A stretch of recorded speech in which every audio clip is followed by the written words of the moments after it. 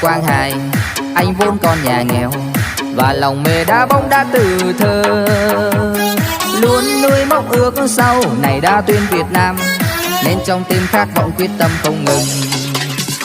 Ngày lại qua ngày, anh vẫn luôn chăm cày, và rồi năm 9 tuổi bước chân vào sân. Anh luôn đầu quân cho đội bóng TNT, là vì gần nhà anh cũng như thầy anh. 12 của tháng 4, ngày khai sinh của anh, chốn quê Hà Thành Đông Anh là nơi đã ra đời. Chiều cao anh cũng bình thường, ngoại hình thì miễn chê. Dù là thuần cả hai nhưng chân trái anh vẫn chơi tuyệt hơn. Triệu fan lòng mến yêu, bàn chân trái thật siêu. Bao nhiêu lần vẽ nên đường cong như cầu vồng, nhìn anh lòng bao tin tưởng, một cầu thủ giỏi giang, một tiền vệ nên mong cho ngày tương lai.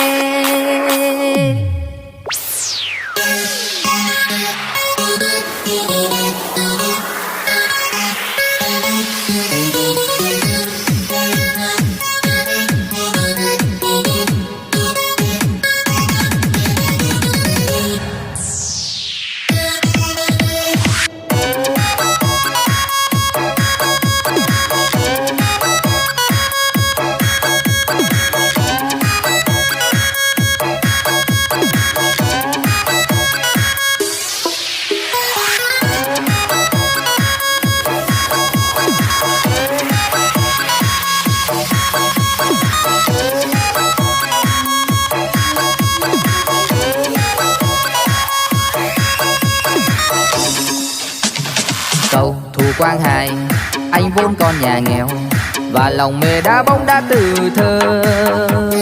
Luôn nuôi mong ước sau này đá tuyển Việt Nam, nên trong tim khát vọng quyết tâm không ngừng.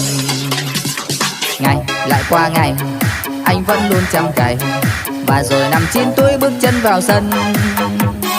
Anh luôn đầu quân cho đội bóng TNT, là vì gần nhà anh cũng như thầy anh. 12 của tháng 4, ngày khai sinh của anh, chốn quê Hà Thành Đông Anh là nơi đã ra đời. Chiều cao anh cũng bình thường, ngoại hình thì miễn chê. Dù là thuần cả hai nhưng chân trái anh vẫn chơi tuyệt hơn. Triệu fan lòng mến yêu, bàn chân trái thật siêu.